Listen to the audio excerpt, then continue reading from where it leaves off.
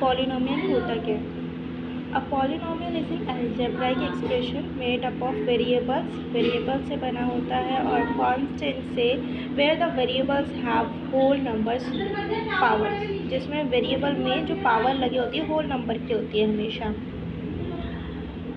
Like 0 1 2 3 4, they are combined using plus minus और multiply, like x into x और 4 into x और x plus 4 using plus sign, x plus 3, x minus 2 using minus operation और x into 2 using multiply and x into 1 upon 2 which is equal to x upon 2. This is also an example of polynomial because it is multiplied by a number 1 by 2 and it has some power 1 which is a whole number. इसकी जो power है 1 है और whole number है, x की power 2 हो सकती है, x की पावर 3 हो सकती है, x की पावर 4 हो सकती है, x की पावर 0 भी हो सकती है। पर पॉलिनोमियल्स में कभी भी पॉलिनोमियल किसी नंबर से डिवाइड नहीं होगा, मतलब 2 अपॉन एक्स, इस 2 अपॉन एक्स को अगर हम इस x को अगर मैं चेंज करके लिख दूँ तो इस तरीके से लिखा जाएगा। तो इसका मतलब क्या हुआ कि x जो भी तुम्हारा वेरिएबल है वो कभी भी डिवाइड में नहीं होगा, कभी भी डिवाइड में नहीं होगा, जिसका मतलब ये है कि उसके ऊपर जो उसकी पावर लगी होगी कभी भी नेगेटिव नहीं होगी। ये क्या इम्प्लाई करता है कि उसकी पावर कभी भी नेगेटिव नहीं होगी, हमेशा पॉजिटिव इंटीजर आएगा, नॉन नेगेटिव इंटीजर पावर होगी जो कि होल नंबर होगा, ठीक है। और हमेशा फ्रैक्शन भी नहीं होगा, फ्रैक्शन में भी नहीं होगी, लाइक अगर मैं 3/x की पावर 3/2 लिख दूँ, ये भी मेरा पॉलिनोमियल नहीं माना जाएगा। अगर इस टाइप का टर्म आपका इन्वॉल्व हो रहा है किसी भी अलजेब्राइक एक्सप्रेशन में, किसी भी अलजेब्रिक एक्सप्रेशन में x 3/2 करके कोई भी फ्रैक्शन वाली या नेगेटिव पावर वाली या फिर डिवाइड में कोई वेरिएबल हो, इस टाइप के कोई भी टर्म इंक्लूड होते हैं तो उनको हम पॉलिनोमियल डिफाइन नहीं, उनको हम पॉलिनोमियल नहीं बोल सकते। पॉलिनोमियल वो होते हैं जिनमें सिंपली या तो प्लस सिंबल का यूज़ हो रखा होगा या माइनस का, या मल्टीप्लाई करके वेरिएबल्स को और कांस्टेंट्स को शो किया जाता है। और हमेशा जो हमारे वेरिएबल की पावर होती है हमेशा नॉन नेगेटिव इंटीजर होता है और फ्रैक्शन में नहीं होता है। तो अब ज़रा इसमें एग्जांपल्स देखते हैं। अगर मैं ये एग्जांपल देखूँ फर्स्ट वाला 5/6x³ प्लस 3x², ये सेकेंड वाला टर्म तो सही है, इसकी पावर जो है वो होल नंबर है 2, फ्रैक्शन में भी नहीं है, नेगेटिव भी नहीं है। दूसरा जो आ रहा है 5/x³, अगर मैं इस 5/x³ को मतलब 1/x³ है, लॉज ऑफ एक्सपोनेंट अगर मैं अप्लाई करूँ तो ये किस में चेंज हो जाएगा 5x-3। इसका मतलब क्या हो गया, यहाँ पे नेगेटिव पावर आ गई, नेगेटिव पावर का मतलब ये पॉलिनोमियल नहीं है। इसके बाद नेक्स्ट आ रहा है √x + 3x + 2, यहाँ पे x तो ठीक है पॉजिटिव 1 है उसकी पावर, बट ये जो x है √x को हम कैसे लिख सकते हैं 1/2 x टू द पावर, मतलब x की पावर हाफ, और ये हाफ जो है वो आपका किससे रिलेट करता है, किससे बिलोंग करता है, रेशनल नंबर से बिलोंग करता है। तो यहाँ पे फिर से फ्रैक्शन आ गया, तो ये हमारा पॉलिनोमियल नहीं है। इस टाइप की अलजेब्रिक एक्सप्रेशंस पॉलिनोमियल नहीं होते। सम algebraic expression whose exponents are always non-negative integers, such algebraic expressions are called polynomials. अब चलते हैं एक्सरसाइज पर। Which of the following is a polynomial? This is the first exercise of this book. Which of the following is a polynomial? अब यहाँ पे जो दिया है आपको x² / 2 and 2πx²। अब ये जो x² है नीचे के साइड, मैं इसे कैसे लिख सकती हूँ 2 x की पावर -2। तो यहाँ पे फिर से आपकी पावर क्या आ गई, नेगेटिव आ गई। इसका मतलब सिंपली हम यहाँ से भी देख सकते हैं ये पॉजिटिव पावर का पर है डिवाइड में, यहीं से कैंसिल कर देते हैं इनसे, ये हमारा पॉलिनोमियल नहीं है। इसके बाद फिर रूट में आ गया, रूट को कैसे लिखेंगे हाफ, ये भी हमारा पॉलिनॉमियल नहीं है। इसके बाद फिर ये रूट में आ गया, बट यहाँ पे एक बार चेक कर लेते हैं, क्या पता लॉज ऑफ एक्सपोनेंट्स अप्लाई करके ये पॉलिनॉमियल बन जाए। तो एक्स स्क्वायर है ऊपर और 3x 3/2 और नीचे जो x की पावर है वो हाफ है, ठीक है। अब बेस सेम है तो हमारी पावर्स क्या होंगी, बेस सेम है और डिवाइड में है दोनों, तो पावर क्या होंगी, सब्ट्रैक्ट होगी। तो 3/2 माइनस 1/2 कितना होगा, 3/2 minus 1/2 will be 2/2 which is equal to 1। मतलब यहाँ जो पावर आई है वो पॉजिटिव की और साथ में नॉन फ्रैक्शन होल नंबर है। तो हम इसको फाइनली इस तरीके से लिख सकते हैं, एक्स स्क्वायर प्लस 3x, ये कन्वर्ट हो गया है इसमें, एक्स स्क्वायर प्लस 3x। और अब यहाँ पे कोई भी पावर इसीलिए जो नेगेटिव में हो या फ्रैक्शन में हो या रूट में हो, तो ये हमारा पॉलिनॉमियल है। इसके बाद अब जो ये लास्ट वाला क्वेश्चन बचा है, x माइनस 1 एक्स प्लस 1, फिर से हमारा जो वेरिएबल है वो डिनोमिनेटर में आ गया। डिनोमिनेटर में वेरिएबल का मतलब हमारा ये पॉलिनॉमियल नहीं है। इसके बाद आता है क्लासिफाई द फॉलोइंग। तो हाँ, ऊपर वाले चारों ऑप्शन में से सिर्फ हमारा ऑप्शन सी करेक्ट है, बाकी सारे ड्रॉप हैं। अब चलते हैं question number 2, classify the following as constant, linear, quadratic और क्यूबिक पॉलिनॉमियल। अब इनमें से हमें बताना है कि कांस्टेंट पॉलिनॉमियल है, लीनियर पॉलिनॉमियल है, क्वाड्रेटिक है या फिर क्यूबिक पॉलिनॉमियल है।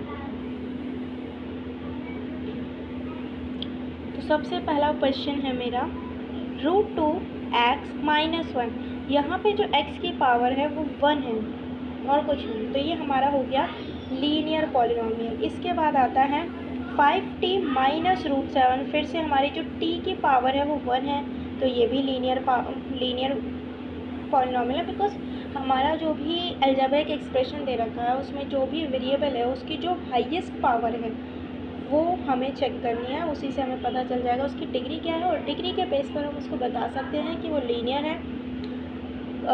है, क्वाड्रेटिक है या क्यूबिक है। लीनियर के लिए हमारी डिग्री 1 होनी चाहिए, क्वाड्रेटिक के लिए 2 होनी चाहिए और क्यूबिक के लिए डिग्री 3 होनी चाहिए।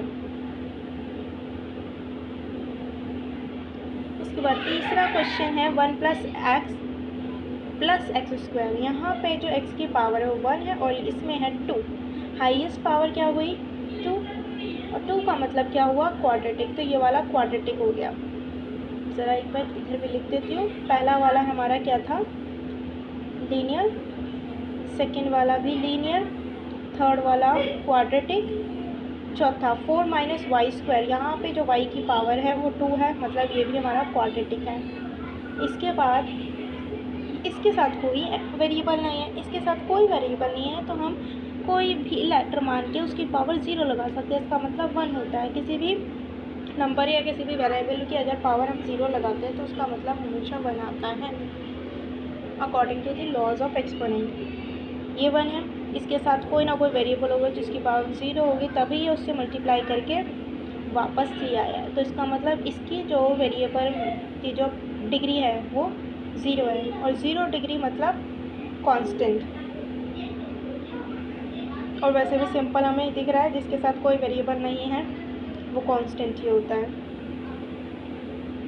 इसके बाद है 2 minus x square x cube. इसमें तो हमारी 0, इसमें 2, इसमें 3, बड़ा क्या है 3, तो ये हमारी क्यूबिक पॉलिनॉमियल है। बस होगा। इसके बाद है right the coefficient of x square in each of the following. अब जो हमारे पास थर्ड क्वेश्चन है उसमें हमें एक्स स्क्वायर का कोफिशिएंट बताना है, मतलब एक्स स्क्वायर के साथ कौन से हमारे नंबर्स अटैच हो रखे हैं सिर्फ एक्स स्क्वायर के साथ। इस वाले क्वेश्चन में एक्स स्क्वायर के साथ 3 है, प्लस का 3, तो प्लस का 3 पॉजिटिव 3 हमारा कोफिशिएंट हो गया ऑफ एक्स स्क्वायर। इसमें एक्स स्क्वायर है ही नहीं, इसका मतलब एक्स स्क्वायर किसी 0 से मल्टीप्लाई हुआ तभी वो क्या बन गया 0। 0 को ऐड करेंगे तो वापस ये 2x माइनस 5 आ जाएगी। इसका मतलब क्या हुआ कि एक्स स्क्वायर का कोफिशिएंट 0 रहा होगा, तो हम डायरेक्ट लिख देंगे coefficient of x square is 0। और इसमें एक्स स्क्वायर हमें फाइंड करना पड़ेगा क्योंकि ये हमारी सिंपलेस्ट फॉर्म में नहीं है, तो ट्राई करते हैं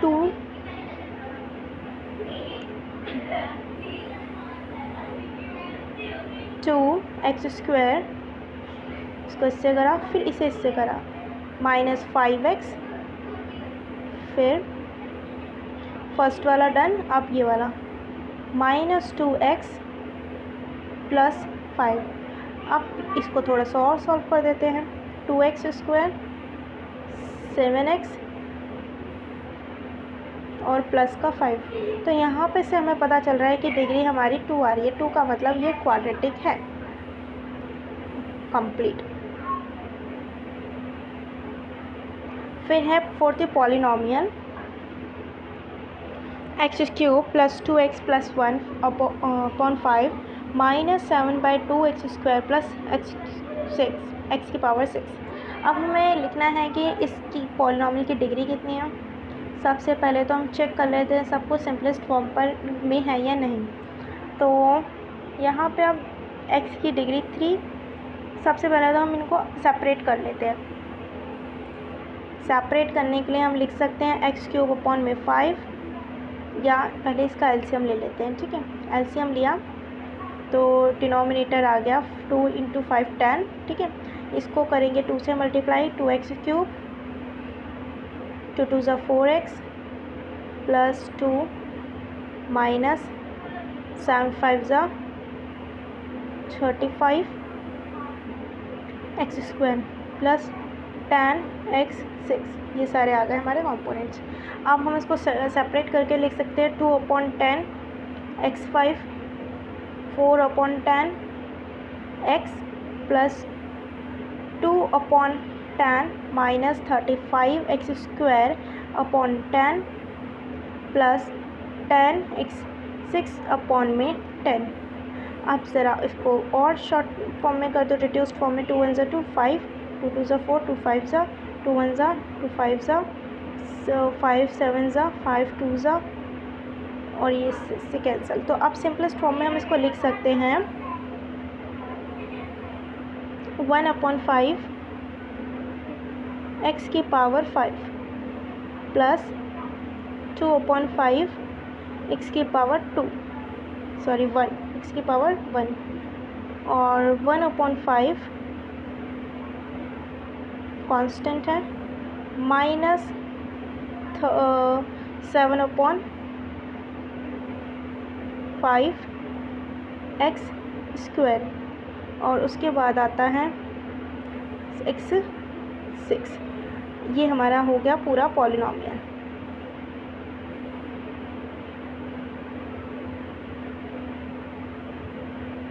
अब चलते हैं क्वेश्चन की तरफ। Degree of the polynomial, degree कितनी होगी तो देख लेते हैं। x की सबसे हाईएस्ट पावर क्या है 6, तो इसकी डिग्री भी हो गई 6। कोएफिशिएंट ऑफ x 6 का कोएफिशिएंट क्या है, सिर्फ 1। और फिर question number second, coefficient of x³ का कोएफिशिएंट क्या है। x³ मुझे यहाँ नज़र नहीं आ रहा, तो इसका मतलब उसका कोएफिशिएंट क्या होगा। x³ सच में नहीं है, नहीं x³ है ही नहीं। x³ का कोएफिशिएंट फिर हो गया 0। कांस्टेंट टर्म क्या है यहाँ पे, कांस्टेंट टर्म हमारी 1/5 है, जिसके साथ कोई वेरिएबल एग्जिस्ट नहीं कर रहा। ठीक है, अब चलते हैं नेक्स्ट क्वेश्चन में। पहले से इरेज कर दें। √2 is a polynomial of degree. √2 एक कांस्टेंट पॉलिनोमियल है, तो ऑफकोर्स इसकी डिग्री 0 ही होगी।